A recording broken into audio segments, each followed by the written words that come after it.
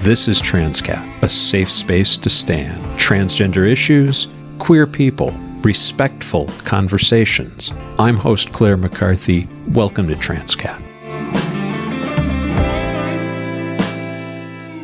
Today's episode of Transqat is available as an audio-only podcast. In 2019, after 37 years on the force in Seattle, Officer Jim Ritter retired. 4 years previous, Ritter had instituted the Safe Place program, which SPD says was born out of a need to address low reporting of anti-LGBTQ plus crimes and school bullying incidents.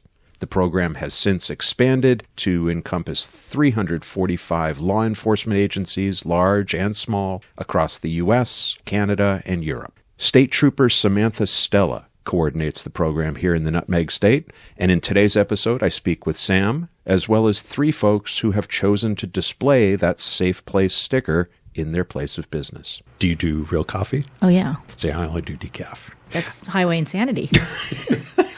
I can pound 5 Red Bulls and feel nothing. A Red Bull and living on a prayer. Well, I am sitting in Troop A of the Connecticut State Police, and this is in Southbury. And I'm talking to Sam Stella about the Safe Place program. Sam, you were telling me just before we fired up the recorder that this has been in place for about a year? Yeah, a little under a year. We started it in the beginning of December, and the hate crime unit actually is the umbrella unit for the Safe Place. My understanding is this started in 2015 in Seattle, and it was originally focused on the queer community. Yes, the LGBT community. This was supposed to be a literal safe place for people of the LGBTQ plus community to go to if they were victims of an act of crime, if they were being assaulted because of their sexuality. They could seek refuge in these safe places, whether it be a coffee shop, a library, a place of worship. They can go there and wait for law enforcement to arrive. So a business, and at this point we should say there are 3 or 4 here in the state? 5. So 5 places in the state, they display a sticker. Yes, it's a rainbow sticker in the form of a badge, a shield, a typical police badge. So if I'm the victim of a hate crime and I'm further from my home, I can be aware of these places, go there, and what sort of treatment could I expect? What are they going to do? So all of the safe places, unfortunately, as of now, we don't have a tracking system on where the safe places are. But if you do wind up seeing one of those rainbow badge decals in the window, you can expect the employee to keep you in a safe public location, and then the employee will call 911 on your behalf, and they will let the law enforcement know where you are and what happened or whatever you told the employees, and they will keep you safe. And if, say, perchance you don't want to stay, and then the employee will call law enforcement back and tell them what direction you went and possibly what description of clothing you were wearing. Just so, in case law enforcement does come across you, they understand that you were just in a potentially traumatizing situation. Hate crime statistics from the FBI have been rising consistently over the past 6-10 years. And when you break them down into crimes against sexual orientation, against gender identity, I believe that's number 3. Yeah. Some of the leaps per year are horrifying. Just I was looking at them recently for a presentation, and there were a couple of years just in the last 4 years where things jumped like 35-55%. This is something that's significant. Real. Yeah, this is real. The statistics do not lie. There was a giant spike in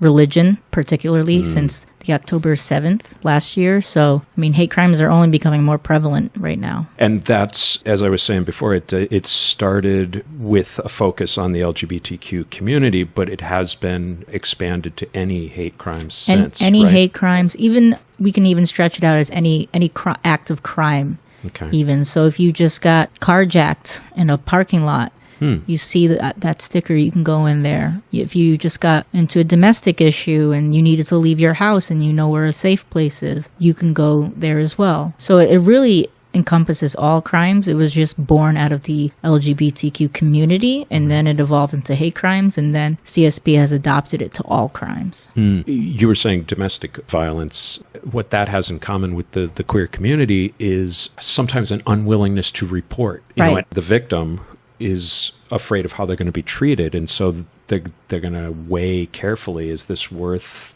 reporting? Right. There's definitely some shame. There's embarrassment. There's fear, retaliation that goes in with reporting. So when I choose these safe places, I do my research on them beforehand, and I will ask them, is this a safe place for anybody, regardless of marital status, sexual orientation, immigration status, anything? And if they say yes, perfect.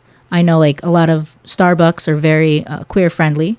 I have a local business, Main Street in Southbury. She is extremely welcoming. Cottage on Main. Yep. Obviously, 2 Wrasslin Cats. Yep. Extremely queer friendly. So I definitely vet who can become a safe place. So this originates with you. Yeah, I will ask them, or sometimes they will ask me, but either way, we will have been exchanging in contact to see what their business is about, what it represents, and if it falls in line with safe place qualities.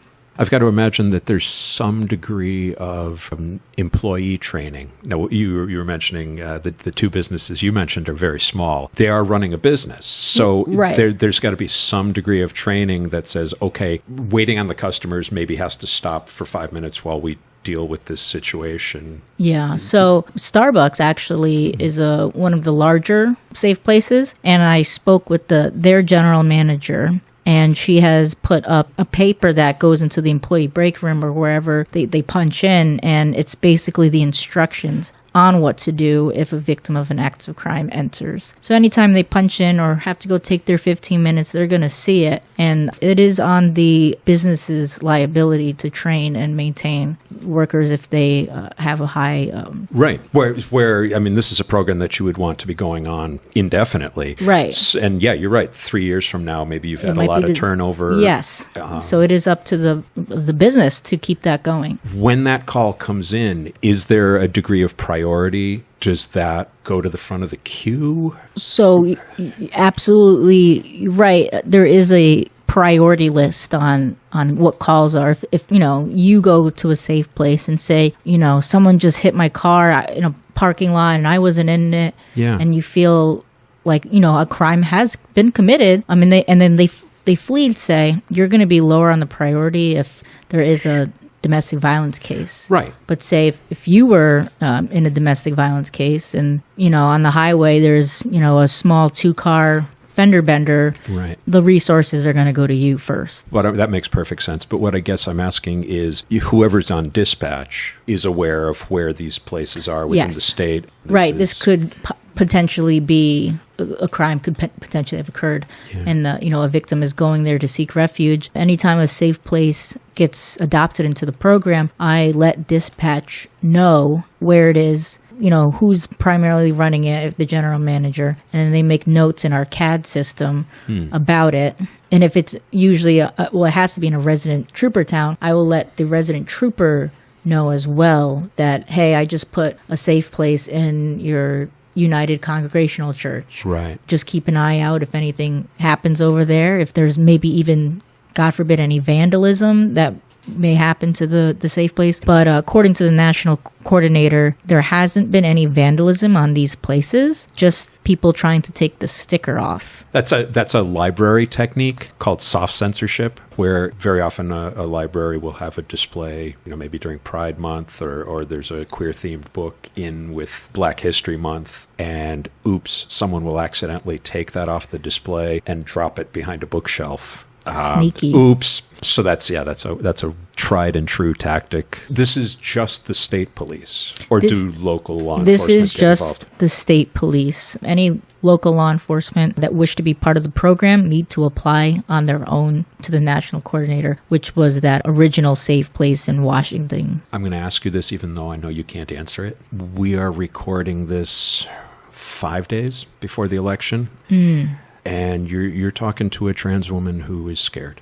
I guess I'm asking, are the state police, is law enforcement in general prepared for things? Because in terms of hate crimes. When mass conflict arises like that, the state police does have a riot squad that will handle anything that gets out of proportions. I know they've been dispatched college campuses to help control some of the rowdier protests, but this is over the Israeli Palestinian. So they won't come out for a singular hate crime, but they'll come out for larger protests that become violent. Yeah, you're right. I can't really comment too much. No, and I understand that completely. I wanted to say out loud that I'm scared.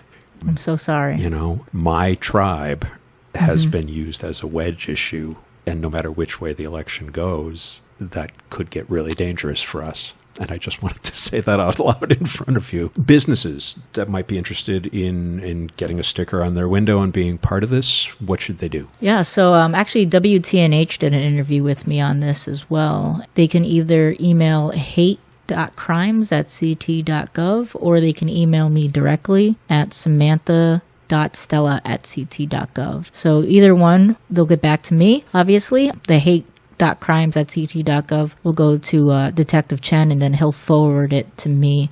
Sometimes it's just easier to say, hey, just email hate.crimes. Any ideas how they would go about finding out where is there a safe space near me? How do I contact it? Right. Yeah, so that's definitely the problem is there aren't many safe places, and most of them are on the western side of Connecticut.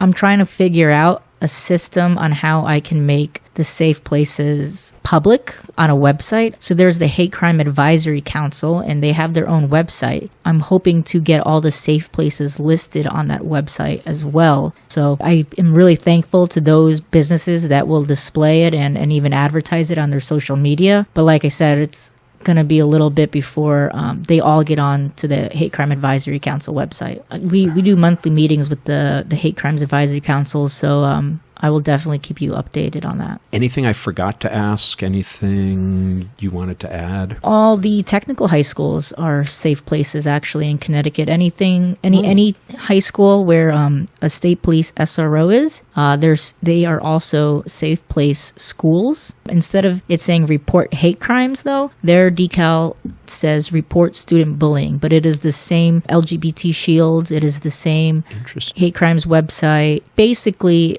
if a student is a victim of a hate crime, kids at, in high school and middle schools are still evolving, and they're trying to figure their identity out. If they're a victim of a crime, just trying to figure out their identity, they can go to actually even say their favorite teacher if the teacher wants to become a safe place and they're not comfortable talking to an SRO. They can go to their favorite teacher as well, and then that teacher will field it to the proper channels, and it'll go from there. But it's a little tricky with juveniles. Yeah, right. So we're just... privacy issues. And, exactly, and being cautious with that. That, to me, as somebody who's constantly having conversations about the state of things here in Connecticut, our schools are not safe for kids who are queer. Yeah, I am part of the LGBT community as well, and I'm very open about that, but maybe some people, obviously in schools, aren't that open, and they're afraid to go talk to an SRO, and it just makes it more aware that this is a friendly environment. This is a safe place. They're there to help you. Yes. Oh, the staff, the SROs, they're there to help children. Like, that is their job. And just making it a little bit more open, a little bit more friendly, can't hurt it. What you're doing is important, so thank you. Thank you. Let's say I'm Mark Thiede. I'm an owner of this Two Wrasslin Cats coffee house, which has now been converted to the Two Wrasslin Cats Accord. We're sitting inside a 1784 post and beam home built by Amasa Brainerd 4 years before the Constitution was ratified, and it's sort of the dining area of Two Wrasslin Cats. You are a part of this statewide safe place project. How did that come about? Yeah, actually, I think I found out about it. I was sitting in the cat lounge with a cat on my lap, and I opened up my phone at the end of the day. And there, lo and behold, there was a message from Samantha Stella asking whether or not I would be interested in joining the state police effort. And she described it a little bit, and I wrote back to her. I said, I think this is right up our alley. What made you think that? Now, I'm asking that even though, fair disclosure, I am part of your board of directors when you moved over to being a nonprofit. Yes. For those who might never have been here or who are just finding out about Two Wrasslin Cats for the first time, what made that a good fit? Oh, I think that over the years, the thing that folks have consistently told me is that they felt safe here, that it was a place that they essentially could come here and be themselves. And so the safe place actually just was a term that the state police are using for it, but I think that we had been designated a safe place for a lot of people for quite some time. Right. We've had this conversation, you and I, many times about how when I moved to East Haddam, I immediately felt safe here, and still come here when I feel I need to. I appreciate that. When she approached me through this email, I decided that I would do it, and she got back immediately. And they came by with their decal, and we took some pictures. And there is a resident trooper here in East Haddam. No, not all the time. There is our East Haddam police force, which is a part-time sort of venture, and then we use Troop K out of Colchester. So they used to be down near the old town hall, but they've moved from that place. So we really are dependent upon the Troop K. The officer is Megan Jenny, and she is my contact. I very feel comfortable that we're on board together as partners. I did actually want to ask you about that because you came in one day and you do have security video, and there was video of somebody with a hoodie up, stopped the car out along Town Street, jumped out, and you have a number of flags. Six flags. What kind of things? Well, I have a flag that says peace. I have a flag that says love. So you're a pro-peace I am a pro-peace. Mark. I have one that has a large number of things like kindness, and community. I have one that says bands off our bodies. I have one that says be kind. And then one is beautiful hearts in multicolor hearts on a blue background. Also, they're very important to the character of the space. And so this person jumped out, ran up, picked one of them. And I've seen the video, so seemingly at random, and tore it down. The odd thing about it is about a few days after I had identified it on my recordings, I actually went in to make a recording for the state police, and I was 2 minutes ahead. And I saw the car, but they didn't get out. They actually stopped, and there was a lot of traffic, and they took off downtown street towards 7-Eleven and came back. And so there was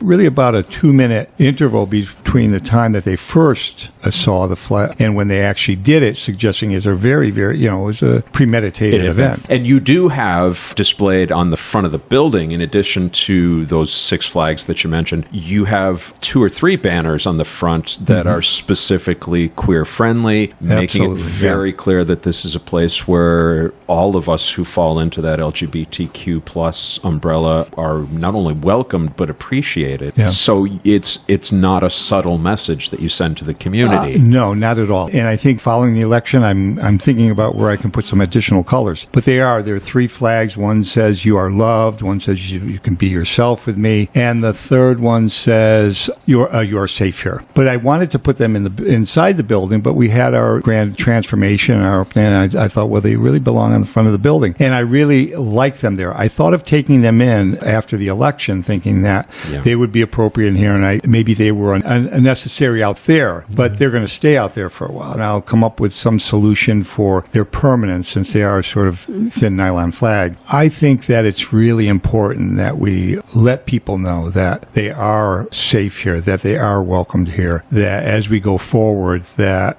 people from all around will find Two Wrasslin Cats Accord to come and partake in our community. I wanted you to tell on Mike the story of the painting of the outside. I actually held on to it for a long time. I actually have a letter that I wrote to the first selectman at the time regarding it, and I never did. I did go talk with him about what was this all about. And so I just sort of decided I would maintain a culture here, but recently, I feel as if the story has more impact if it's told. And so the bottom line was this, is that I had this house. I bought it 12 years ago. And in April of 2013, before we opened, I decided that we would try to find a color that would pop, And so my wife and I, we drove up to Middletown. We saw a blue house. And said, well, yeah, maybe a blue like that would be really kind of cool. And so we stopped at the Home Depot we picked out this sort of robin's egg blue, and a lime green sample, just a sample, a little small sample there. So we brought it home and painted the blue on some of the clapboards and painted the green around the frame on the outside near the deck. And actually, the paint on the outside of the deck is the same. It's actually that sample, and we haven't repainted it. and the next morning, so I was living here, and the next morning, so it was a Monday morning, I got up and I was outside having some coffee or so, and my contractor came up to me and said, "Mark, you really should rethink that color." And I said, "Really?" It was a beautiful blue, but it was maybe a little lighter than I wanted. And he said, "Why?" He said, well, because no contractor is going to come in here. And there was a fellow working a large piece of equipment on the parking lot, and he called down there like, nobody's going to come in here. And I said, "Wow, that's very strange." So the day passed, and then at the end of the day, I was sitting inside watching a little TV, and Bob came in and told me that he felt that the color you really needed to think about changing the color. So I asked, I said, "Bob, why?" He said, "Well, because no contractor is going to come in here." And so then I said, "Well, why?" And he said, "Because they'll think it's a gay house." And from that very moment, so that was sometime in April 2013, I was mad. I was very mad. I went home, like I said, I typed up a letter to Mark Walters, who was the first select person at the time. But I went down to see him and asked him, "What is that all about?"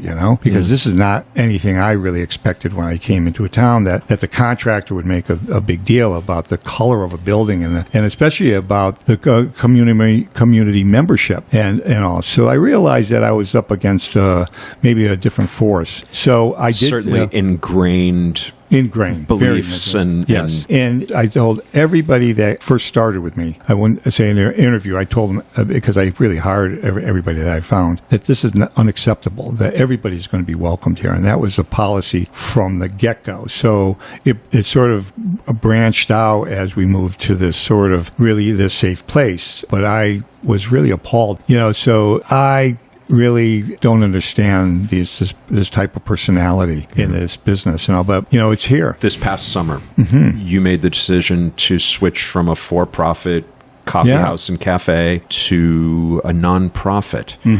Tell me about the mission statement. There were 4 or 5 areas that you wanted the nonprofit to focus on. Yes. So it was really sometime in the earlier spring, I had decided that I was going to convert the business to a nonprofit, and I had a friend who actually offered to do all the paperwork for me. This is what she does for a bargain. So I said, "Let's do it." My ultimate goal is I own the property. And the business itself, I handed that over to the nonprofit. But I wanted to sell the property to the nonprofit so it would be here in perpetuity. So the idea is looking to get a grant in a not too distant future so that we can start that process and get this property essentially in the hands of the Wrasslin Cats Accord and have it be here, and then do some improvements that will make it an even more lovable space. So the mission then was clear to me. 1, we're going to be right up in support inclusion in the LGBT community. We were interested in making sure that this was an element of our community that was going to be normalized, not marginalized, but also to think of ways that we could support efforts outside of us financially to follow their missions. The other is racial and social justice. So this is another area that's very near and dear to me. And after George Floyd was killed, there was a lot of emotion and all. And then we were doing women's reproductive freedom. And so again, this is something that is very near and dear to me. I have 2 girls. I have a granddaughter, and it's a scary time in the United States of America with the way the Republican Party is trying to control women's reproductive health. Since George Floyd, that moment of racial reckoning seems to have been deferred in many ways. Yeah, these are ongoing concerns. Yes, yeah, very important, and I'm hoping in the long run we'll have really well-established beneficiaries of our work and working on real solutions. So the bottom line is to really work on solutions with those folks out there that want to work on solutions. One other thing, since we are Wrasslin Cats Accord, is that we have another mission is our cat wellness effort, and so I have my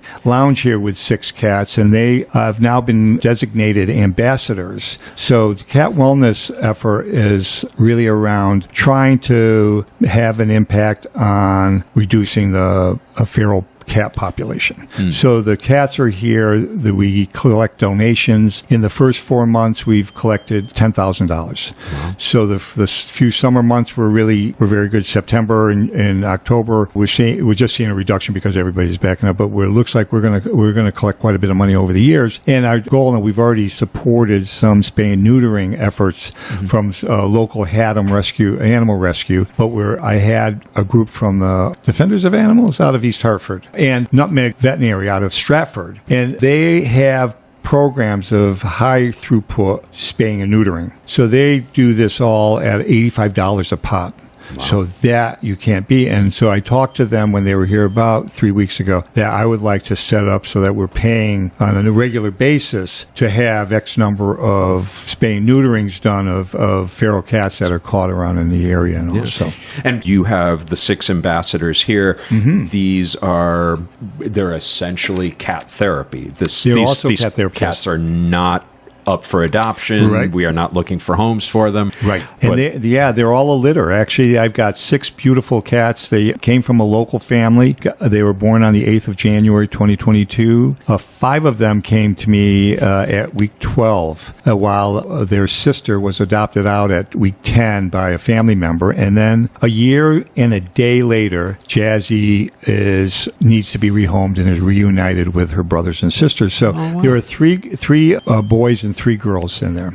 And they're just wonderful. 3 orange boys. They all have wrestling names. And the girls, 1 Torty and 2 Calico. Everything from Rhonda Mousy to China to Jazzy, Kit the Bruiser, Andre the Kitten, and Mew Henry, who's named after Mark Henry, the strongest man in the world. I was in there last night, and Kit was the one who seemed most likely to tolerate me. That's very interesting. The others were not so interested. But, it's a very interesting observation is that each cat seems to have its own sort of attraction to people that go in there.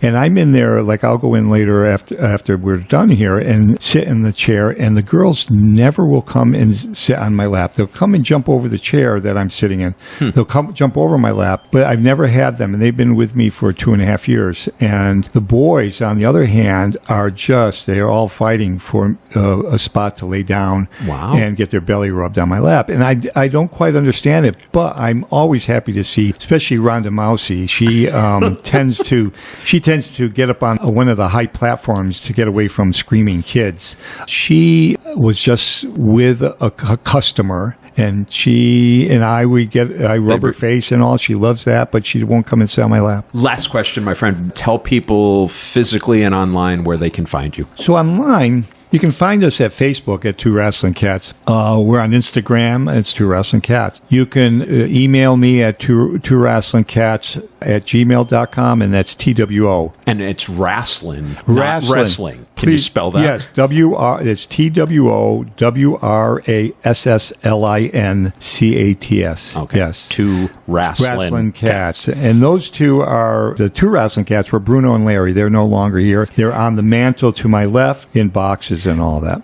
Bruno Sammartino. Yeah. And who was Larry? Larry Zabisco. Larry Zabisco, I don't remember. It was his protege who, as things went along, they started to not get along, and then they were fighting each other just like they do in WWE all the time. They were half brothers. They were from East Lyme. My daughter Caroline sent me a picture. Picture said, "Dad, this is your cat," and it was Bruno. Wow. And then 3 months later, she said, "Dad, she sent me another picture. Dad, this is your other cat." Thank you, Mark. Much appreciated. You're entirely welcome. Claire, thank you very much for doing this. My name is Tammy Dunn, and I'm the owner of the Cottage at Maine in Southbury. How did your store stack up against the water this summer? We were fine. We just got a little bit of water. All around us was totally devastated. and I couldn't get home that day, but at the cottage itself was fine. We just got a little water in the basement and it was handled quickly, so we were fortunate. Well, that's good. The photographs that I saw were devastating. It was crazy. So tell me about the cottage. What do you do? We've been there now for 2 years, and the goal is to support local artists and to provide a space where people can come and shop at very reasonable prices. And then we have a studio downstairs for crafts and seminars and whatever people want to do. So we have about 120 artisans now in the shop. So they're pretty much all local artists. What kind of stuff? We have stained glass, we have watercolor, we have paintings, we have crochet, you name it. We know pretty much every kind of art form there is out there, but we're always adding people and trying to make more space. And you do programming as well? Like this month we have junk journaling, we have crochet, we have glass painting, we have resin work, we have yoga. Sometimes we just have seminars on being well or meditation. Anything people want to do, if I don't have it already, we find someone that can administer it, coach it along, and that's what we do. Art therapy for mental health is... Yeah, for sure. And I think that's what everyone comes in the shop saying, that there's not one artist that hasn't joined us that hasn't said this is their outlet, their therapy. And I'm a musician also, so that form of it, I get that. What gets us through, it gets all of us through. So what drew you to the Safe Place program? Sam became a friend of mine from just coming in as a customer. So she told me about it, and immediately I said, yep, it's right up our alley. People come there all the time, come there just for an outlet. So they know it's going to be a calm place, a serene place. It calms their nerves. They can just talk. They could just be quiet. It's just that people love coming there. It has a great vibe to it. And Sam felt that, and that's why she asked me if we could be a facilitator for that program. It seemed like a natural fit. And I think it's more of a place where, some people feel they can't go to the police because they're being followed, or because that's it. It's not just for homosexual or LGBTQ community. It's for really anybody. It's for people being abused, people just anybody that's not feeling that they're in a safe place. So sometimes you don't want to go to the police station, but it's easy for them to come to the shop because no one's going to think they're there for any other reason than to be shopping or be taking a class. So it really is a safe spot. My kids visit. I've had friends visit there, and then they see the people that come in, and everyone says the same exact thing after they've been there to me. People just come because they feel it's a great place to come and they feel safe there, and they know it's a place where they have someone who will listen compassionately and be there for them when they need to be there. You don't always need someone to talk to. You need someone that will just listen. Tell folks how to get in touch with you. On the web is cottage@maine.com. And we are at 540 Main Street South in Southbury, right next to the famous Laurel Diner, which was voted the most famous diner in Connecticut. So we get a lot of traffic from them. We're right on Main Street, so we're easy to the Andrew Maloney is the director of the Brainerd Memorial Library in Haddam, Connecticut. Andrew, of the folks that have reached out and become a part of this Safe Place program, you're the only one that's not a business per se. Interesting. A library is a different space, and I was thinking on the drive over here that a business's job is to make money, provide a service or a product and to make money. Sure. You're already doing the job of the Safe Place. It's a public library's job to create a space for people. Tell me why you decided that this was right for the Brainerd Library? Well, you were the one who so kindly informed me about the program. This on me. I'm not dumping. No, okay.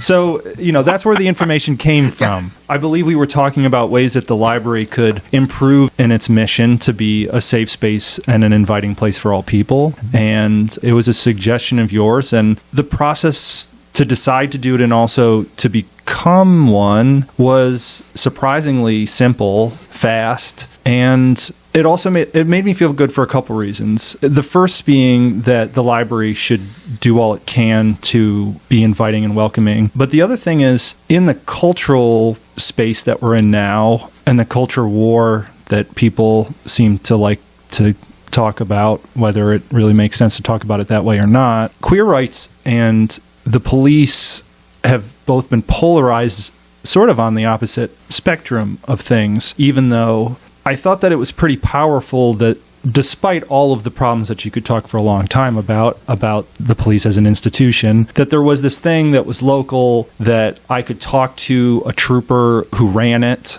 She emailed back and forth with me and answered my questions and was excited that we wanted to get involved in it. And I thought it was good for us as a library, because sometimes people who love the library don't love all of the other people who love the library. And some of those people are more apt to be comfortable with that sort of signal on the front door that we're a safe space if it's associated with an institution which they do believe in, like the police. So instead of this being the director of the library being too woke, exactly, this has some structure behind it. It has the state troopers, and I think it shows both potential on the side of the institution to make efforts to right wrongs that maybe have existed in the past within their own institution and in the world that they police, and also makes my job just easier in this particular situation, which is a convenience, but also an important one, because balancing community perspective in a place like Haddam, which is politically constantly in a state of tug of war, and doing things that are genuinely making the library an accepting and welcoming and progressive place that aren't also bringing in a lot of ire and friction, because some people who might feel negative about that might be, in an important space in the town, or right. I mean, small town politics is small town politics. Yep. So I don't know. It just was a no-brainer. What do you see as the mission of a public library in terms of that, in terms of creating a space for a specific public? Well, to me, public libraries, which do a lot, do one thing better than almost any other space that I can think of, which is normalize diversity. There aren't many third spaces. Lots of people talk about third spaces now, someplace you can go without spending money and enjoy your time there, and nobody expects anything from you. And there aren't a lot of community spaces outside, say, churches, which are by and large not civil institutions. And so libraries can act as a place, provided that they're run in a certain way that makes everybody feel welcome, as a place where even if you don't see eye to eye with everybody who's in the library or have different beliefs than other people you're seeing on a daily basis in the library, it exposes people to new ideas and new ways of living, not just by the classic reading rainbow, open a book sort of situation, but just because maybe you get into a small conversation with somebody at the circulation desk, or because your kids are going to the same story time. And especially considering today's digital realm, which is so isolating and so much an echo chamber and allows people to completely create fantasies which they never have to leave. Right. Having a place that just has a lot of different types of people coming through it, and which expects all those people to treat each other with respect, is a very powerful and rare thing. And you have the venue for that.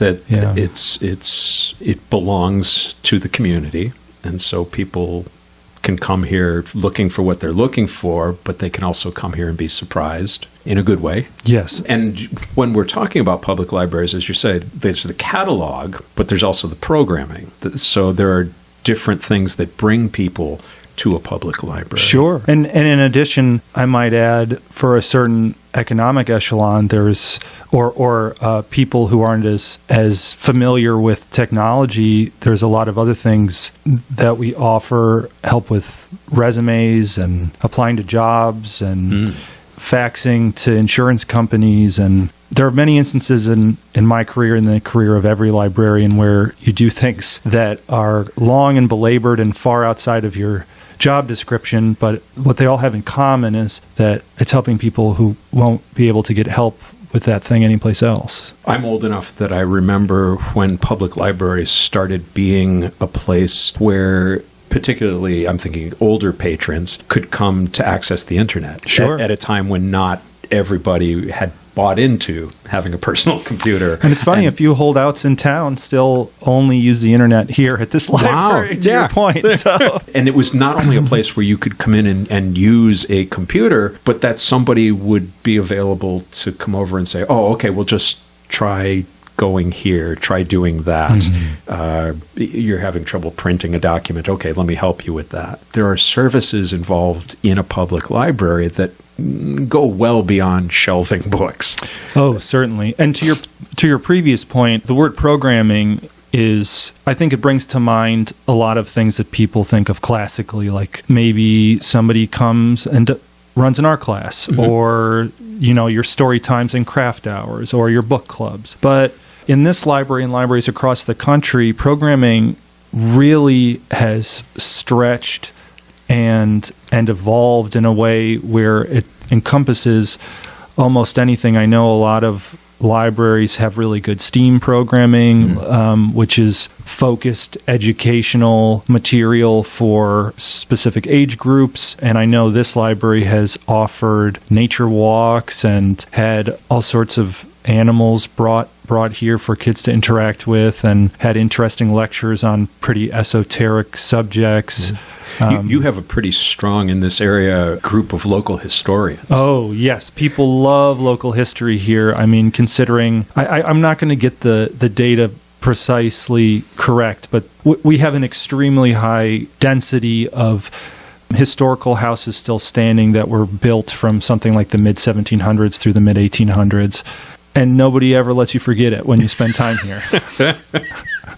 In a good way. Yeah, absolutely. Well, you've got to appreciate your resources. Yeah, exactly. Yeah. All of these things bringing a wide range of people into this building with different objectives. And so it makes perfect sense to me that this could and should also be, for lack of a better word, a sanctuary. It means something that I know, here's a place I can go and just come to the circulation desk and they know what to do. Yes, I think what sanctuary is exactly right. And, I want to be a place that serves in that particular type of way, be a sanctuary in that type of way. But I also want the library to just generally be a sanctuary, and I find it very disturbing how scary the world has become. It was always scary for certain groups of people in certain contexts, and I'm somebody who has been fortunate enough to be privileged in all those ways and not have experienced it myself. But I don't know, it just seems like there's a fervor of hatred that is getting into every nook and cranny of society right now. And so I guess libraries will just have to hold fast and make sure that it doesn't penetrate too far here. I've always seen the public library as a bulwark against that. When I was young and was questioning what is going on with me, it was one of the first places I turned. Now, libraries back then had absolutely nothing to help me, but that was where I looked first. Yeah. And I think that still is probably a good first step for a lot of things in terms of learning about yourself, learning about the world around you. Public library is a great place to start. Yeah. And building community with other people, perhaps, that are struggling to build community out in a hostile environment. Yeah. Speaking of the hostility, and this might be something you and I should just do on an episode separate from this. I'd love to, yeah. Whatever you want. But there is an organized AstroTurf group known as Moms for Liberty. Oh, I'm familiar. Which has chapters in pretty much every state, and that filters down into every community, where they have been instructed to specifically go into public libraries or school libraries. Here's a list of the books you need to object to, challenge them, and here's the way you should word those challenges. And it's very much a top-down kind of thing, but from where you sit in the library, it might look like a grassroots thing.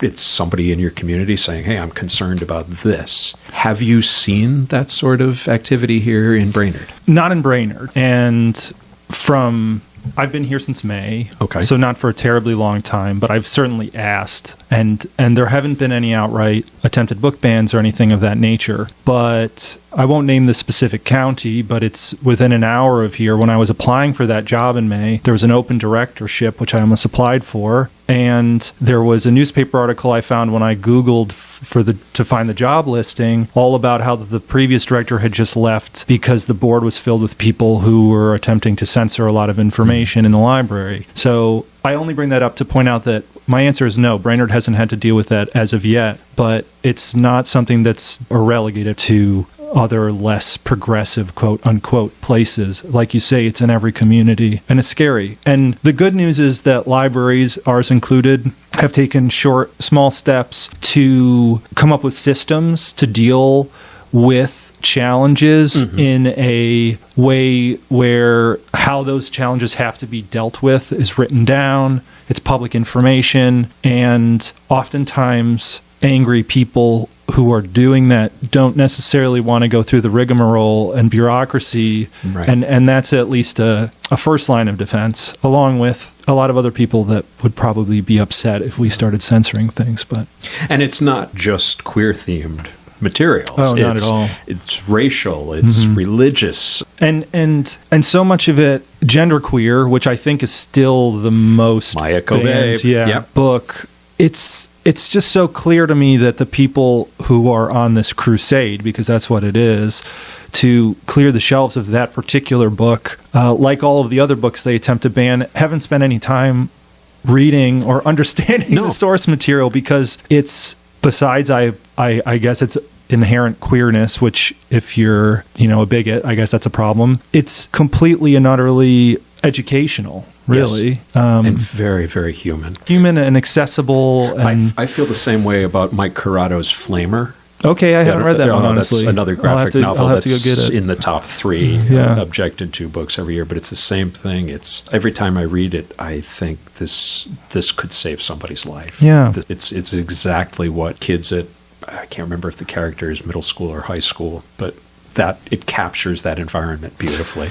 And those stories are stories of a particular type of personal crisis and personal exploration. But even if you have never experienced that type of personal exploration, you have gone through a point in your life where you really had to ask yourself hard questions and discover things about yourself that were difficult to admit or difficult to share with other people. And those stories can be very empowering to everyone, not just to those who are experiencing the exact situation that the person who wrote it was, I'm thinking of when I was a kid, divorce was considered something of a taboo. And so the notion of having a story where divorced parents were portrayed realistically and sympathetically would be really helpful to a kid whose family was changing that way. Yeah, we are always, all of us, we are always transitioning. Yes. That's good. I'm going to steal that. Thank you. Please do. Andrew, this is really feeling to me like a full episode. Sure, I can talk forever. So we need to do that at some point. But it's really good talking to you. And wonderful. Thank you for having me.